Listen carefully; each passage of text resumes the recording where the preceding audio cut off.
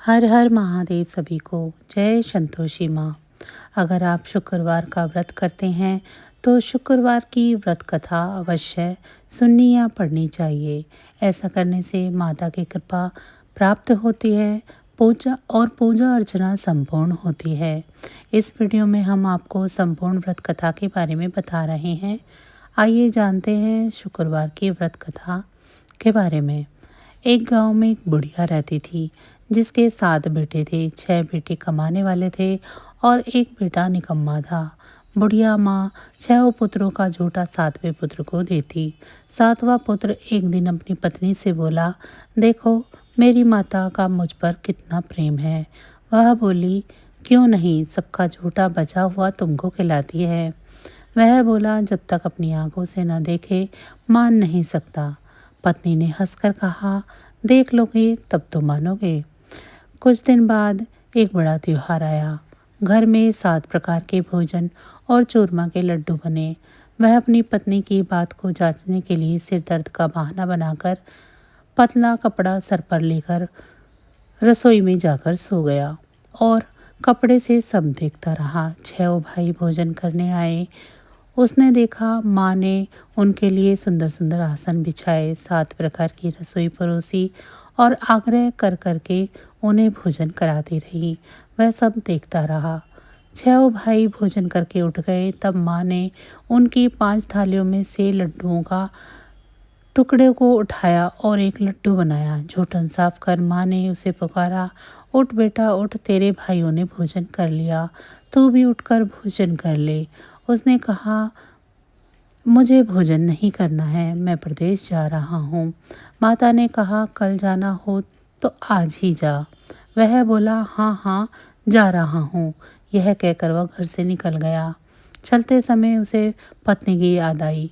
वह गौशाला में कंडे थाप रही थी।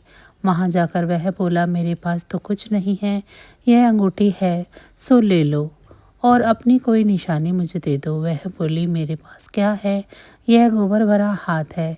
यह कहकर पत्नी ने उसकी पीठ पर गोबर के हाथ की थाप मार दी। वह चला गया। चलते चलते दूर देश में पहुंचा। वहां एक साहूकार की दुकान थी। वहां जाकर बोला, सेठ जी मुझे नौकरी पर रख लो। साहूकार को नौकर की सख्त ज़रूरत थी। साहूकार ने कहा, काम देखकर तनख्वाह मिलेगी। उसने कहा, सेठ जी आप जैसा ठीक समझो। उसे साहूकार के यहाँ नौकरी मिल गई। वह वहाँ दिन रात काम करने लगा। कुछ दिन में दुकान का लेन देन, हिसाब किताब, ग्राहकों को माल बेचना, सारा काम करने लगा।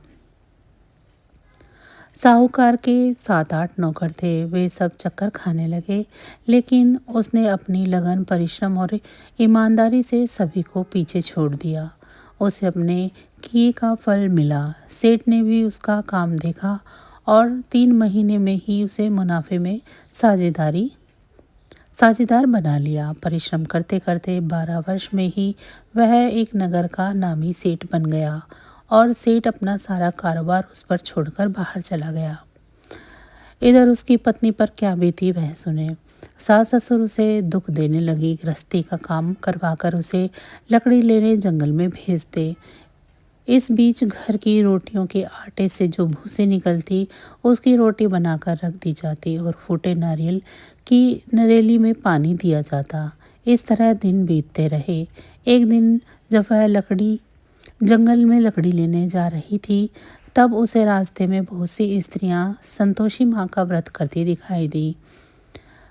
यह वहाँ खड़ी होकर पूछने लगी, बहनों तुम ये किस देवता का व्रत कर रही हो और इसके करने से क्या फल होता है?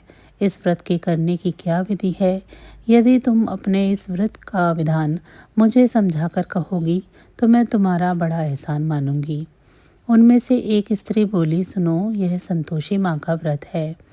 इसके करने से निर्धनता, दरिद्रता का नाश होता है, लक्ष्मी आती है, मन की चिंताएं दूर होती हैं, मन को प्रसन्नता और शांति मिलती है, निपुति को पुत्र मिलता है, प्रीतम बाहर गया हो तो वह शीघ्र लौट आता है, कुंवारी कन्याओं को मन पसंद वर मिलता है, चलता मुकदमा खत्म हो जाता है, कलह कलेश की निवृत्ति हो, मुख शांति रहती है।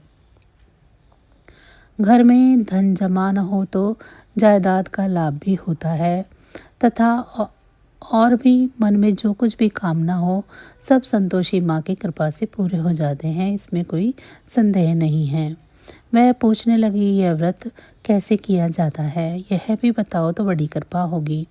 वह स्त्री कहने लगी, बिना परेशानी, श्रद्धा और प्रेम से जितना भी बन सके प्रसाद लेना, 5.25 पैसे या 5.25 आने तथा इससे भी ज़्यादा शक्ति और भक्ति के अनुसार गुड़ और चना लें।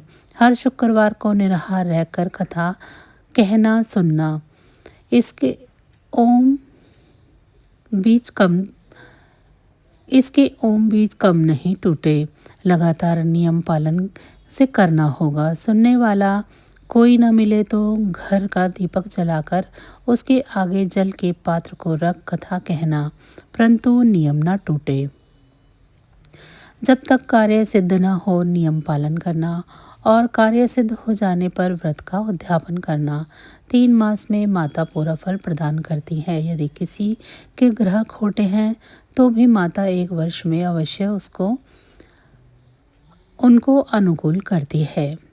कार्य सिद्ध होने पर उद्यापन करना चाहिए, बीच में नहीं। उद्यापन में 2.5 सेर आटे का खाजा और इसी अनुसार खीर या चने का साग बनाना। 8 बच्चों को भोजन कराना।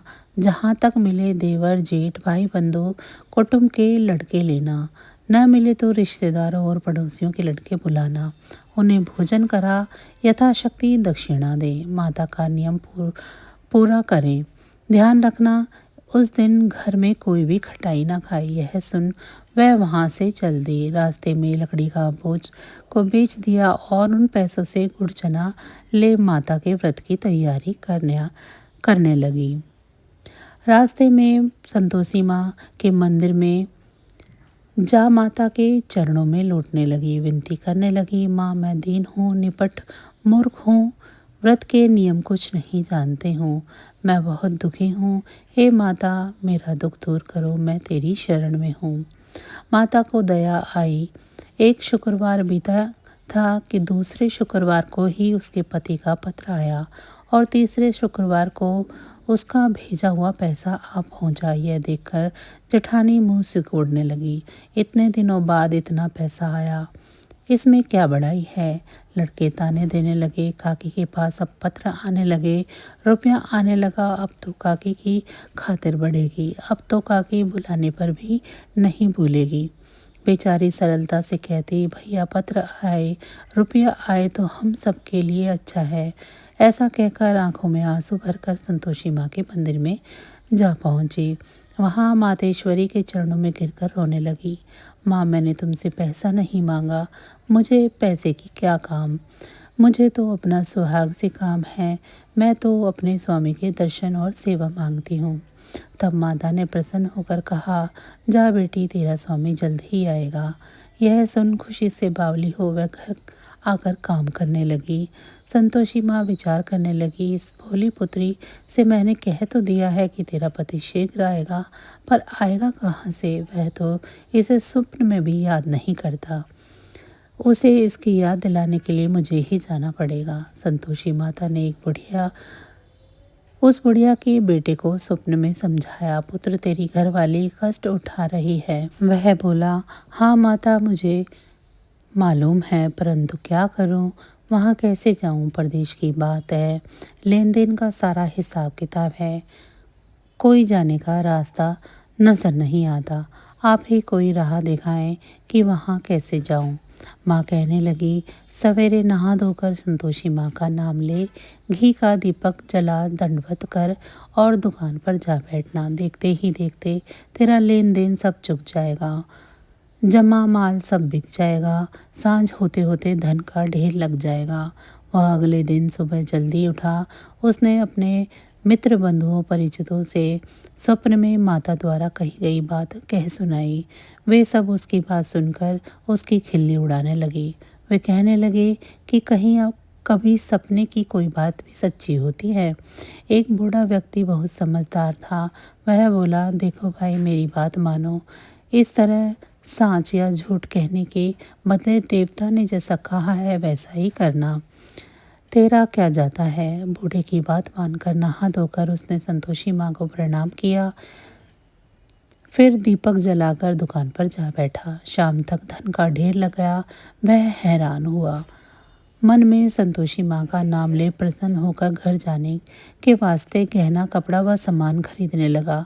सब काम से निपट कर अपने घर को रवाना हुआ। उधर उसकी पत्नी जंगल में लकड़ी काटने गई थी। लौटते वक्त थक जाने के कारण संतोषी माँ के मंदिर में विश्राम करने बैठ गई। यह तो उसका रोज रुकने का स्थान था। धूल उड़ती हुई देखा तो उसने माता से पूछा, हे माता, यह धूल कैसी उड़ रही है। माँ ने कहा, हे पुत्री, तेरा पति आ रहा है। अब तू ऐसा कर, लकड़ियों के 3 भुज बना ले, एक नदी के किनारे रख, दूसरा मेरे मंदिर पर और तीसरा अपने सर पर रख। तेरे पति को लकड़ी का गट्ठा देखकर मोह पैदा होगा। वह यहाँ रुकेगा, नाश्ता पानी बनाकर खाकर माँ से मिलने जाएगा। तू लकड़ी का बोझ उठा कर जाना और बीच चौक में गड्ढा डालकर 3 आवाज़ें जोर से लगाना। लो सासू जी, लकड़ियों का गट्ठा लो। को भूखी को 2 रोटी, नारियल के खोपरे में पानी दो। आज कौन मेहमान आया है। संतोषी माँ की बात सुनकर वह बहुत अच्छा माँ कहकर प्रसन्न मन से लकड़ियों की 3 बोझ बना लाई।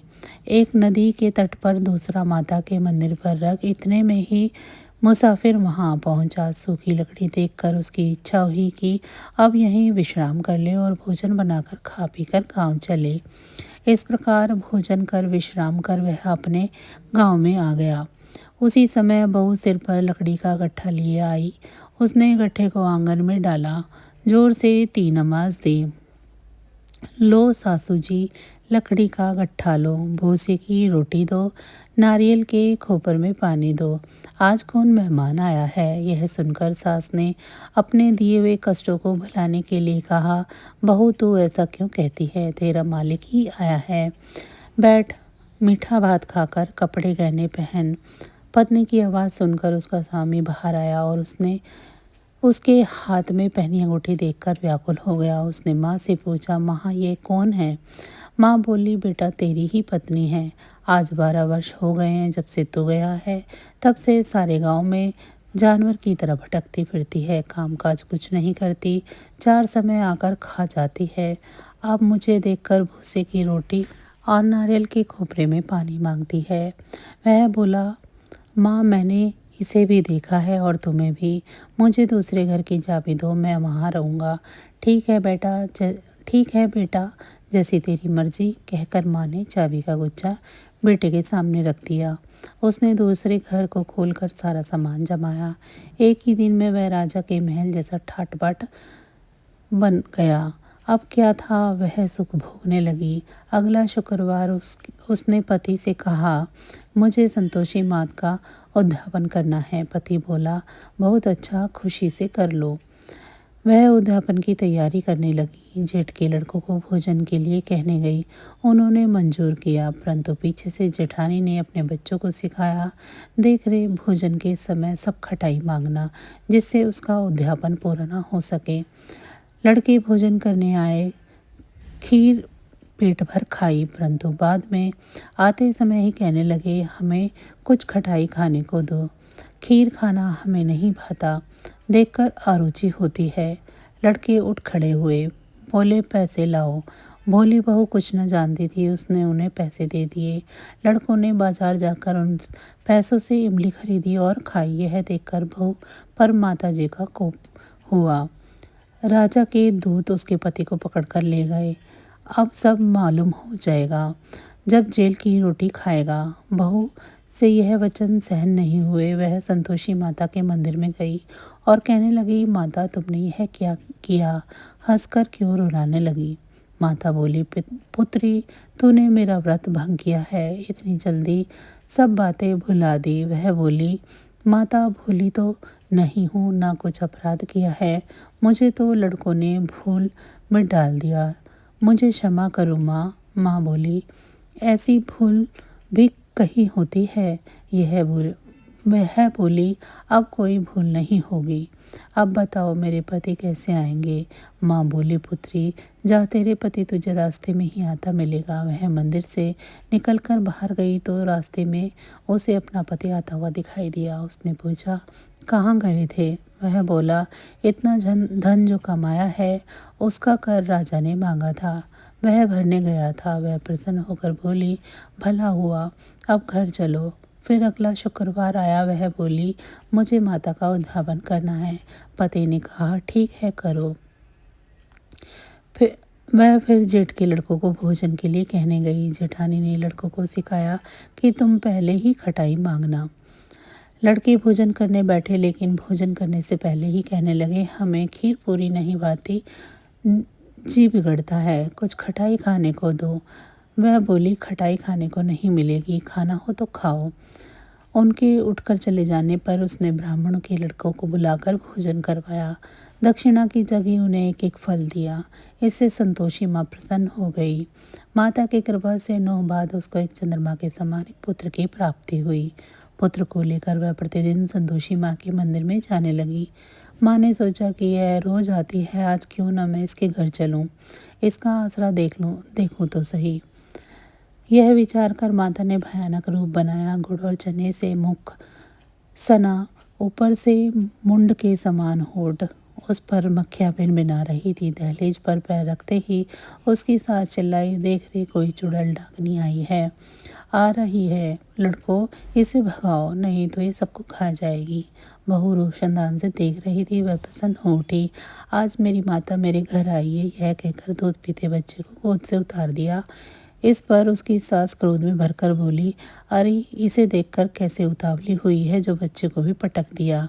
इतने में माँ के प्रताप से जहाँ देखो वहाँ ही लड़के नजर आने लगे।